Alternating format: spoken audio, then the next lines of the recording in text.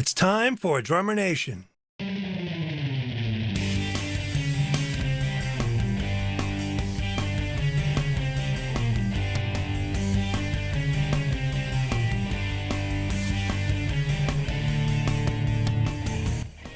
Tina Raymond is a drummer based in Los Angeles. She attended the University of Cincinnati College-Conservatory of Music, California Institute of the Arts, and has studied jazz drum set with Joe LaBarbera, Jeff Hamilton, and the late John Von Ohlen.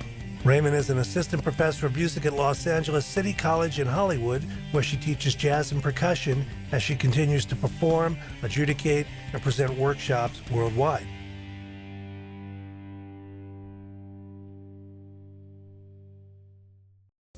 Hi, this is Stanton Moore. I've been playing and teaching drums for over 30 years. My new site, Stanton Moore Drum Academy, is the perfect online drum learning platform for any level drummer to learn how to play the drums the same way I did. I'm looking forward to seeing a lot of you as subscribers on the site, and I think we're going to have a lot of fun. These Regal Tip session sticks feel great.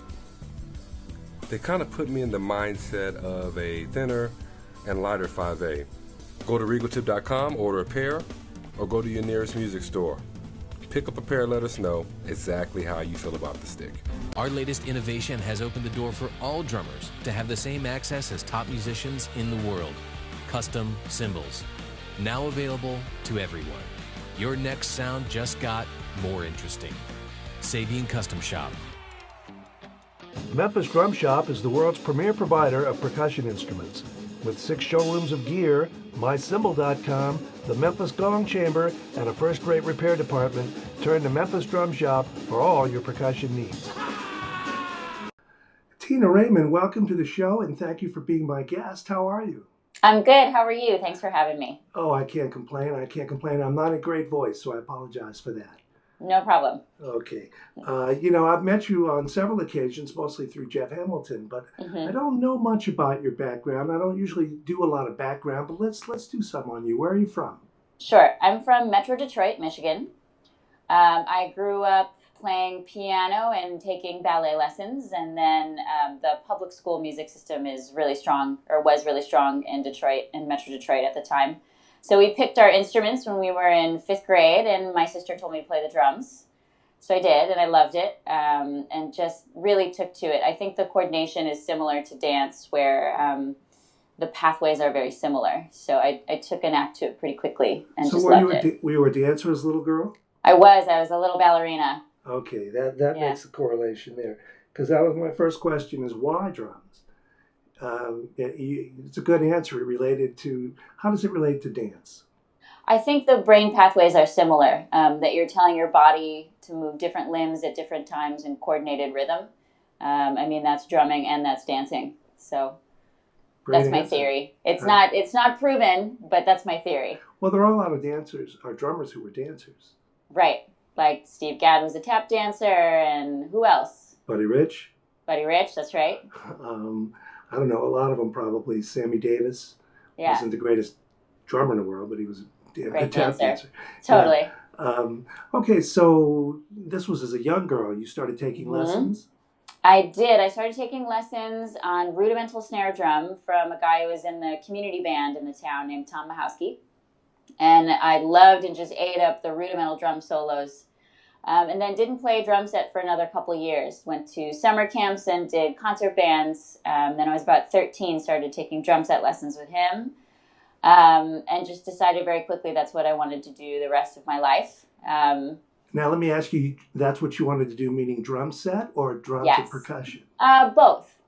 And I was pretty stubborn about doing both. Even through my undergrad, I decided to double major in classical percussion and drum set. And then kind of let the classical stuff fall away through my master's program a little bit. But I still, once in a while, will have a timpani gig that comes up once in a year. So I'm still doing a little bit of that. So. Do you think, in spite of the way when we were young, I know I'm older than you, but when we were all young, and it was that whole premise of the complete percussionist and learning to play all those instruments, is that still valid, or do you find as a percussion and as a professional, you have to make some choices? I think it's really helpful. I think it's really important. And I think especially as a teacher, it's important for my students to learn classical and rudimental snare drum. So I'm a pretty big stickler for that, and no pun intended. In my private lessons with students, I think it's all really beneficial. But I think you're right. As a professional, you do have to kind of pick and choose.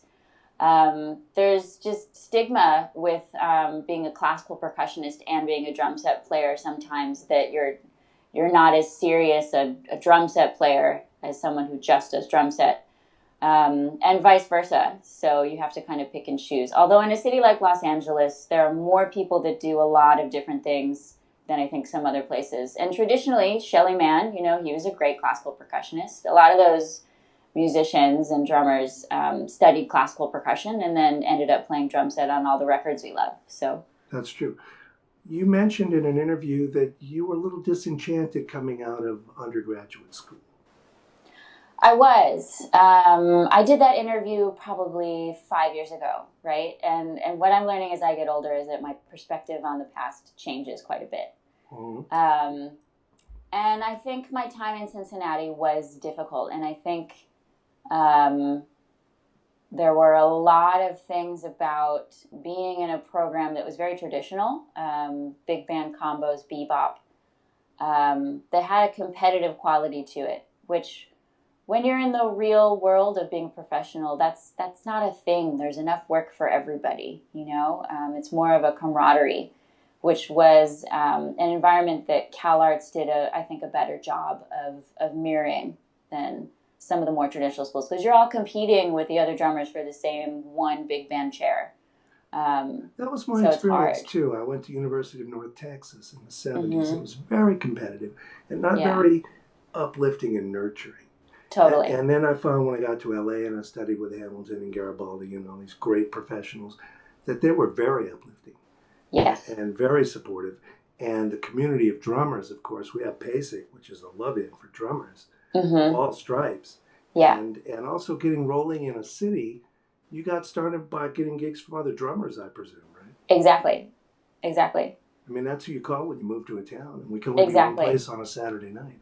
Right. So, and it's so funny, too, that, drummers are always seen in packs. There's always 5 or 6 of us hanging out. And then bass players, they're all working so much they never meet each other. Right? It's so funny. That's true. A friend of mine, Don Bennett, had a quote. He said, you put 2 or more drummers in a room and before long, fun breaks out.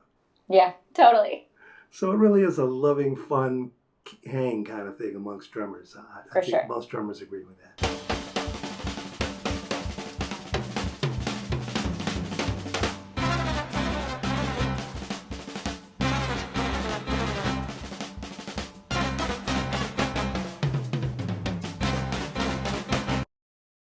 Introducing the Star Festival snare drum from Gary Astridge, a handcrafted and precision replica of the rarest and most iconic of drums, Ringo Starr's 1963 Ludwig Jazz Festival. Each instrument is authorized and hand-signed by Ringo Starr and will benefit his charity, the Lotus Foundation. Hello everyone, my name is David Victor. I'm General Manager with the Craviato Drum Company. We wanted to offer a one-ply, solid shell product, but we wanted it to stay true to our mission of offering handmade drums of uncompromised quality built here in the USA. So take a listen to our Center Stage Series drum set. Okay, so coming up, who were your early influences? And I want to focus more on the drum set, since that's kind of what the show's all about. Sure. So I started playing big band with the Farmington Community Band when I was 13, and then went to summer camp at Blue Lake Fine Arts Camp, and was working with this director named Jim Alcott, and he recommended that I only listen to Mel Lewis. That was his recommendation. So he had me listening to, it was a great suggestion. He had me listening to Thad Jones, Mel Lewis, Rob McConnell, Boss Brass, and Terry Gibbs Dream Band all through high school. And there was one track of Terry Gibbs Dream Band, The Fuzz, that I'm pretty sure is the reason I'm continuing to play drums. Really? Yeah, that track is so great. It's so energetic, and there's really low bari and really high trumpet, and it's full of energy, and it's Mel on drums. I can't picture I can't pull it up in my mind Rolodex right now, but I'll go check it out. Yeah, it's really fun. Well, a Mel devotee will naturally lead you to Von Ohlen, and I know he was your teacher. Exactly. Now, so that's, go ahead. I knew John a little bit, certainly not as well as you, and I loved his playing, and I never heard him on the Kenton Band, but all the recordings, of course. And tell me what he was about as a teacher. He was about gravity and intuition, and doing as little effort that was necessary to create a big sound, and knowing your responsibility in the band, particularly in big band, of knowing what sounds you make on the drums make the band react the way you want them to. So some of the best lessons I had with him were when he was just sitting next to me in the big band rehearsal being like, try this, do this. When the trombones play, only use the bass drum to kick the trombones. I don't care if it's long or short. That kind of stuff was really, really helpful. And also just getting in the right headspace of listening. He talked a lot about just deep listening and interaction. Those were all really special lessons I had with Von Ohlen. How about your sound itself? I think sometimes drummers forget about just how does it sound. I mean, I was at Peter Erskine's studio once, and I heard him play some great stuff. We were hanging out. But I told him the thing I took home, man, he had a floor tom. Just one note on a floor tom that resonated in my soul. You know what I mean? You know exactly what I mean. I know exactly what you mean. And John was about that a lot. Absolutely. How did he transmit that to you? In terms of technicalities, John's tuning was always really low in comparison to a lot of bebop players. And right up until the very end, he had calfskin on the front side of his bass drum. It was a very old school kind of approach to the sound of the drums. And I think the story he tells is that when he was a little kid, he would sit on a sofa and mimic playing the drums. And he was trying to recreate the sound of hitting the sofa with like a whop. So that was the sound he was getting out of his drums. For me, I'm tuning my drums a bit higher these days just because the rebound is nicer and you get more clarity and articulation. And this is where I think I've kind of married John's perspective of looseness and of gravity, but also with the classical elements of drawing the sound out of the drums, like in timpani, and having a good touch on the snare drum with classical snare drum techniques. I think it's kind of all swirling for me. And how do you relate that to cymbals? Oh, man. Good question. I'm definitely of the Jeff Hamilton, John Von Ohlen lineage with the cymbals. Big, washy, thin. I'm playing all of Jeff's crescents, and my ride has 2 rivets in it. It's so funny because I think a lot of the sounds I use are very much so Jeff and Von Ohlen. The fiber skin heads, I use Jeff sticks and brushes, the cymbals. But the music I'm playing is so different that it's not necessarily super apparent that those are my influences and my heroes. I think it's interesting. We'll get to that. Let's talk about the move to LA. Sure. Did you go there specifically to go to Cal Arts? I did. I was studying with Jeff, and I asked Jeff, I still want to study with you, but I need to be in school. My parents won't let me just move. So where can I go to school and still study with you since you don't teach anywhere? He said, the only person you can study with and still study with me is Joe LaBarbera. So that was that decision. It was very easy. I can hear him saying that. Yeah. Okay, so that put you in the hands of Joe, another one of my favorite drummers and one of the nicest guys on the planet. Yes. Talk about positive. No kidding. Yeah. So you're studying with Joe and you're at Cal Arts. Now we have to take a moment to talk about Cal Arts because that's unlike any other place I know of in terms of an educational institution. Definitely. Tell us about what made Cal Arts different. Everything. Especially coming from such a traditional, structured school. It was actually a really good transition for me to have all that structure and learn the fundamentals and the basics. To then go to a place where you sat on the floor in class and people brought their dogs to class and you talked about your feelings and there were no grades. It was high pass, pass, low pass, incomplete. Like you couldn't fail, you just didn't complete the course. It was just such a beautiful community and nurturing environment. And that is all because of teachers like David Roystein, who runs that department, and Charlie Hayden when he was there. His class was called The Spirituality of Improvisation. I mean, you can't get much more, sweet and nurturing than that, Like, it wasn't about the notes. It was about playing the mountains that we were looking at out the window. And and listening to each other and what each other had to say as human beings, not just the notes on the instruments. It was really special that way. I didn't realize all that. What a unique perspective. Yeah, it was very special. And then on top of that, you have all the world music that happens there. Especially for percussion, it's really a mecca. You had the African Ghanaian Awe drumming with an African chief who had taught there for 40 years, Alfred Lagzekpo, who is one of my heroes, and he's one of the reasons I kind of got out of that funk from my undergrad. He reminded me that I was good and quick and smart at learning drums and rhythm, and kind of gave me some fire again. It was nice. But there's also gamelan, Javanese and Balinese, and North Indian and South Indian tala classes and tabla and Latin percussion classes. There's so much opportunity there for drummers to explore drumming from so many different cultures. It's really incredible. Mm-hmm. So while you were there, you began to freelance in the Los Angeles scene, I can only presume? It's true. Yep. And how did that get started? So rewind to 2007. I was in a group called the Sisters in Jazz combo through the, it wasn't Jen, it was, what was the old one?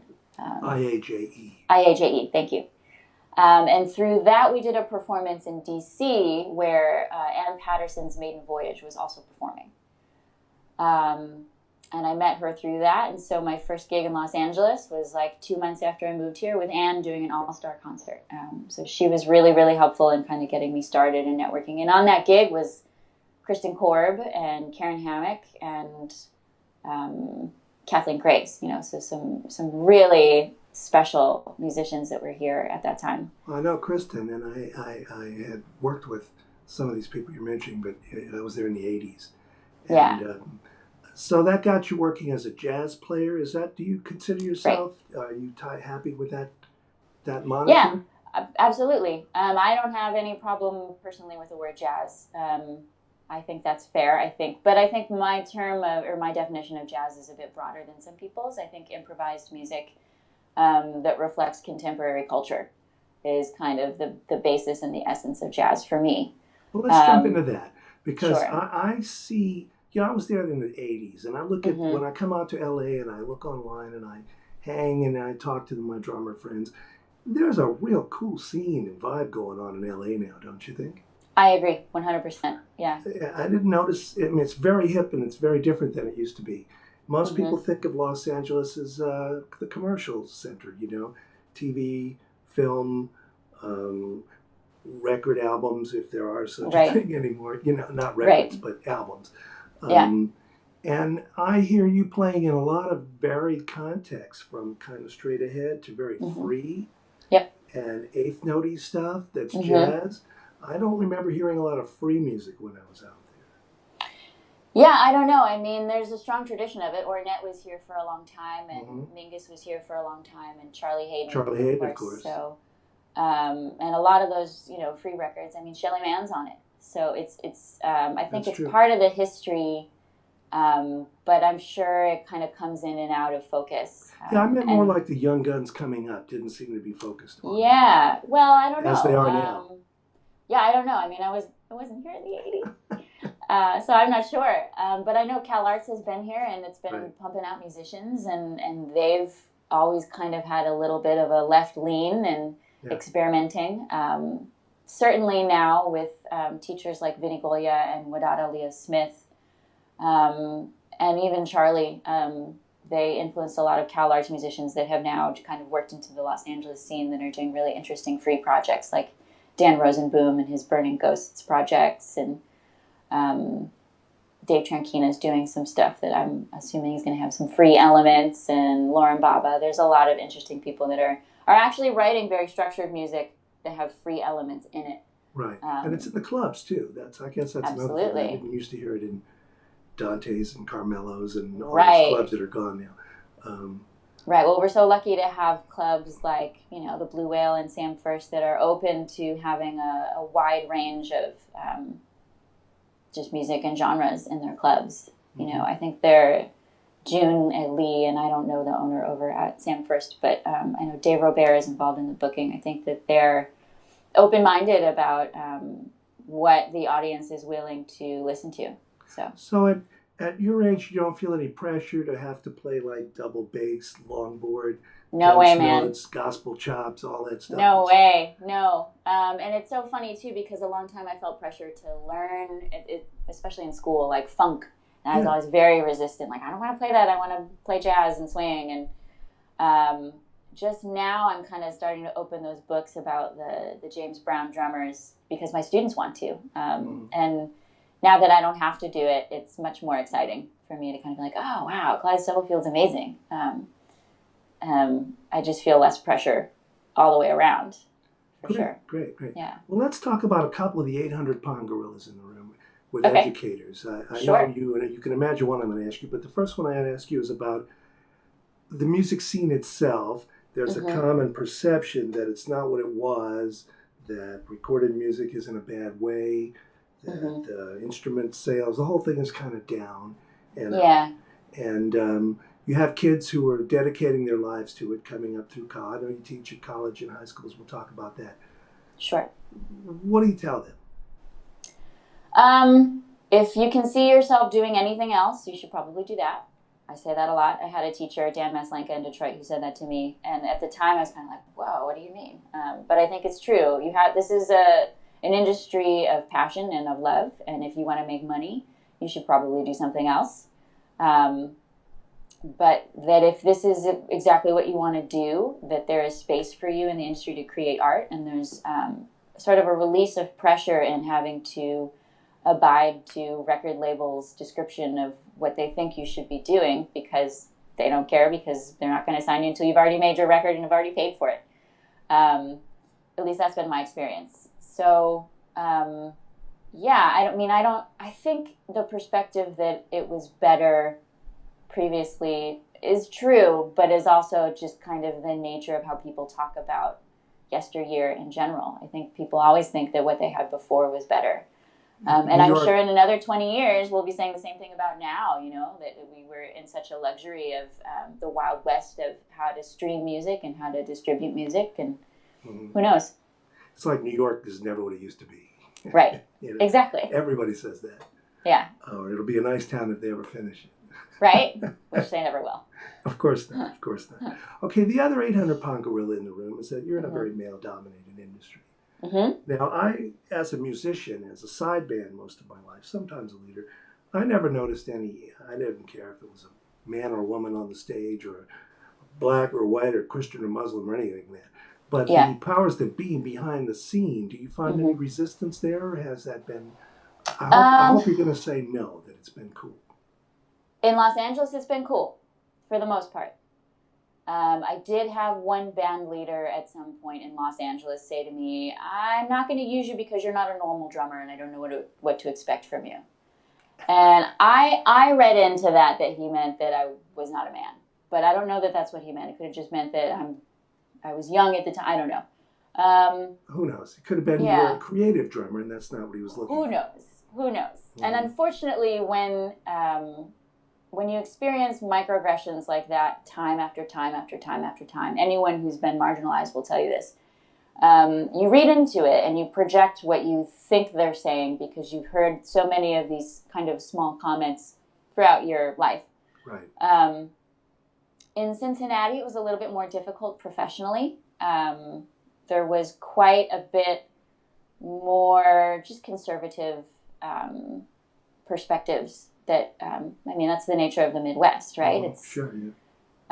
And you're not hearing that from you're not hearing that from your peers in LA, are you? The other musicians on the bandstand? No. LA has been really, really wonderful that way. In terms of just, it's not an issue. It's a non-issue.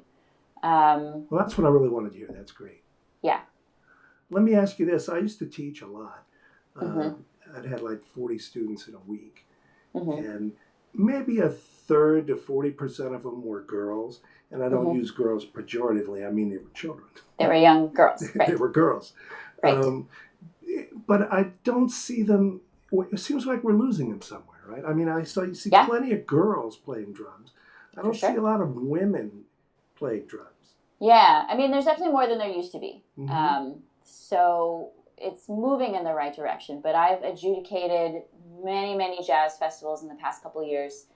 And you're right. There's a total drop-off even from middle school to high school, and then again from high school to college. And you see it with the directors, too. The middle school bands come in, and they have more female directors than the high school bands, where maybe you get one or two, to the college bands where there are none. And my perspective on it is it has to kind of come from the example. And that we're losing these young women because when they get into high school, they have no women teachers in the music department. And so they have no one to talk to about what they're going through. And high school and college are such important developmental years for young women. They need women to talk to. So I think if we do a better job of having women in our programs teaching at the higher levels, that we'll also see women progressing as professionals. I hope so. Those are great points. Yeah. Also, does it concern you that I was looking at pop music in the last few weeks, I've been looking at, most of it has no drums in it. Yeah, it's a lot no of recorded guitar. stuff. Yeah. And no guitar. And I'm talking to kids like the age you would be teaching, college kids and high school kids. And they kind of look at jazz and rock, many of them, I don't want to paint everybody the same, as a latter 20th century performance art. Yeah. That's no longer valid. Yeah. Do you read some of that from the young ones? A bit. And I'm definitely trying to change their minds on that with my jazz appreciation course. I think that that's probably a similar discussion to what was being said in the 80s, right? Like when Herbie Hancock did Rocket, and when all those electronic samples were being used by pop musicians and jazz musicians. I think maybe that might just be where we are in the nature of the tide. But I don't think instrumental music will ever go away. I don't ever think that humans trying to express their feelings through making sounds, either on a computer or on an instrument, is ever going to go away. Personally. Here. Yeah. Now, where do you teach? I know you're a teacher at... Yeah, I am full-time tenure track at Los Angeles City College, up for tenure in the fall. So, cross You're your up for fingers for tenure me. in the fall? Yeah. Oh, good for you. It's crazy. Yeah, thank you. It's been a really wonderful experience learning how to cultivate a program and try to create a nurturing environment. Something similar to Cal Arts. We don't have the same kinds of freedom just because we're, federally funded. But it's been a really wonderful experience. Students are great, and we're transferring them up to Cal Arts and down to Long Beach and over to Northridge. So it's cool. It's great. And do you teach younger ones as well? I try not to. I try not to. I mean younger ones like 7. Used to. I'm talking about high school No. age. Yeah, high school age. I do. I teach for the Herbie Hancock Institute's education outreach program with J.B. Dias, and help direct their all-city big band through this year. Tell me about the Herbie thing. I don't know anything about that. So the Herbie Hancock Institute is formerly known as the Thelonious Monk Institute. I think they just changed the name. And they have that master's program over at UCLA for a group of students, and then also do lots of educational outreach and try to supplement the LAUSD music programs. And so they'll send teachers out to a lot of the different high schools to do combos. And then they're also affiliated with Tony White's All-City Marching Band and taking students from that and doing a couple big bands. And they just played at the Playboy Jazz Festival. They're doing really great stuff. Terrific. So, You're really dialed in. That's I'm trying to connect, the LAUSD young musicians to the community college program, which is free for them, that they could come to LACC and get 2 years of their undergrad out of the way for literally no cost. It's free now, LA Community College? Yeah, so City College, we are now the Herb Alpert Music Center, which means that Herb Alpert gave us an endowment that pays for all of our music majors' tuition. So it's completely free for 2 years. Excuse me, for 2 years. Let me for get students. that right. It's LA City College? Mm-hmm. Yeah. That's great. Yeah, it's really cool. Now, you've studied with some people, floating back to where we started, John Von Ohlen, Jeff Hamilton. These people are motion poets of sorts, right? Absolutely. And I read from one interview, I read about you, and you're very much involved in yoga. Yes, I taught yoga for many years. And the alignment principles, I still take classes. I'm taking classes almost every day now that it's summer, right? Teacher life.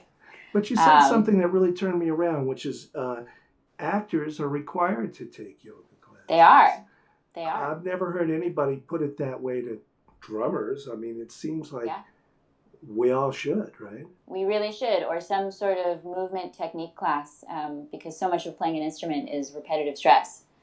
And so having a method of knowing how to sit and how to align your body and how to move efficiently, and even just to have the conscious thought of how you're moving, I think is really important.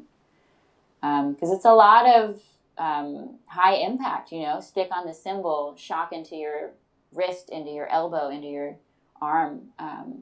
Knowing how to do that without creating injury is really important.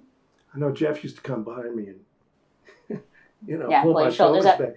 I got to where I actually have much better posture when I play than when I'm walking around, because totally. I'm aware of that. I'm focused totally. on that. Yep. Yep.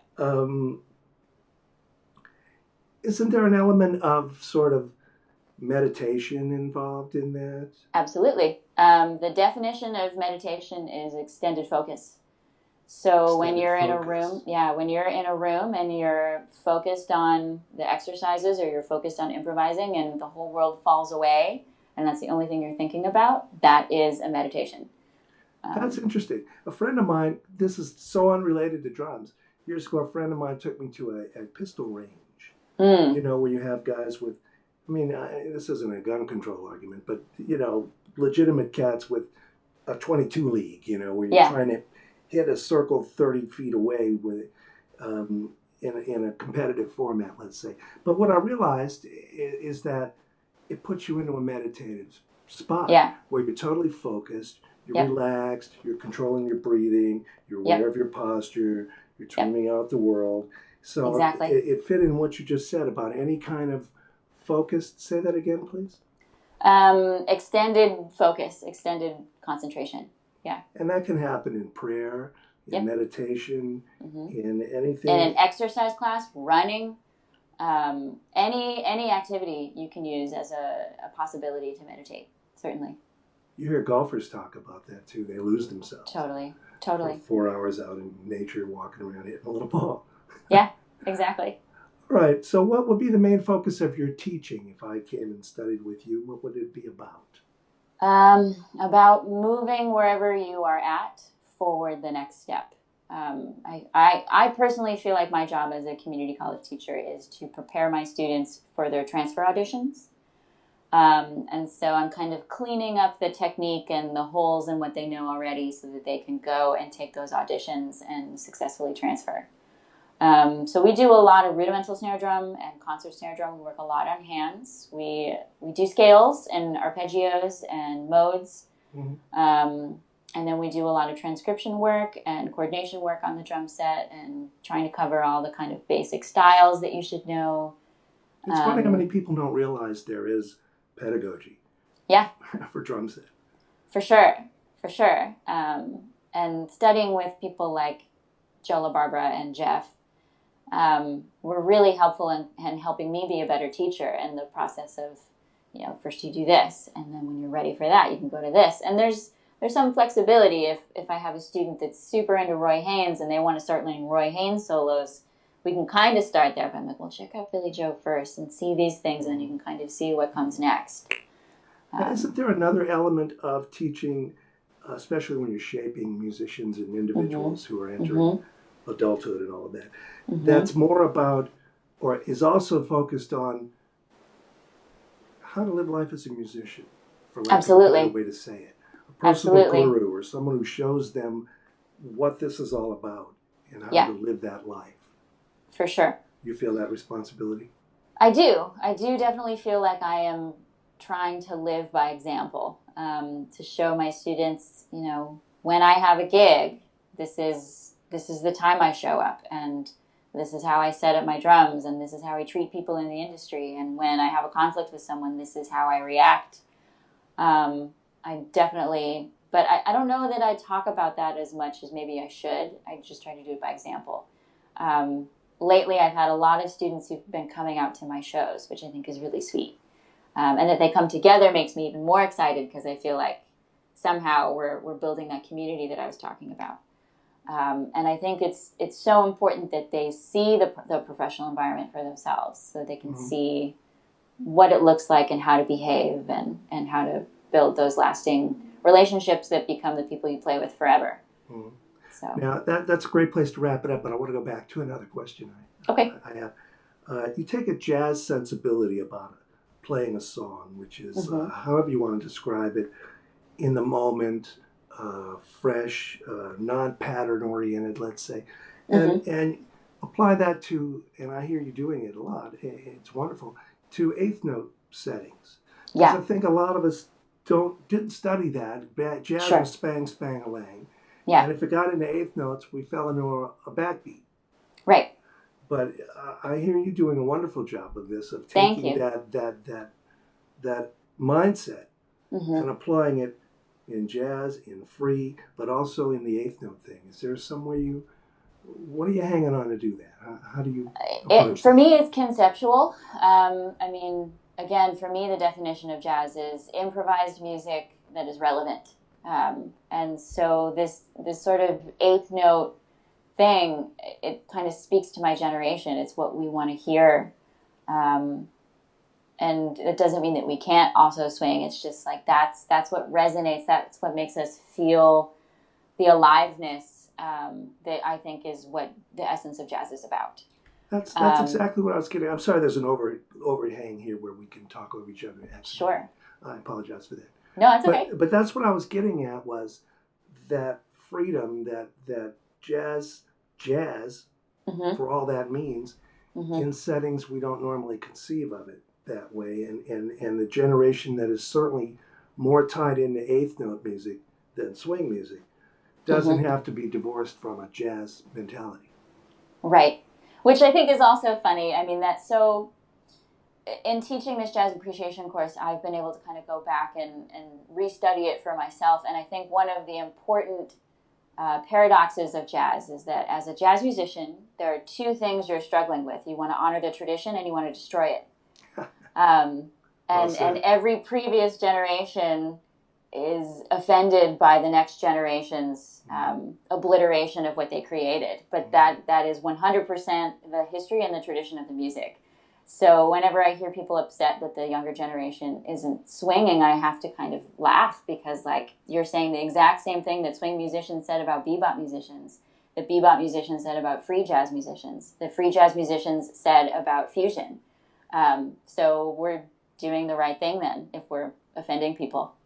I agree. There's always been a tendency in the jazz community to throw the baby out with the bathwater. Exactly. Okay. Anything else you want to touch on? No, thank you for having me on your show. I'm excited to be a part of it. Well, I'm delighted that you're here, and I want to hear you play next time. We're always hanging with somebody. Totally. I haven't heard your gigs yet. I hear you on YouTube and online, though. Yeah. I sure appreciate what you're doing. Oh, thanks. Are you in LA anytime soon? Are you coming out? Not to my knowledge, but maybe. Okay. Usually I'm there for a NAMM at least. Totally. Okay. Okay, Tina, thanks a lot. We'll catch up on the flip side. Okay, cool. Thanks. I'll see you later.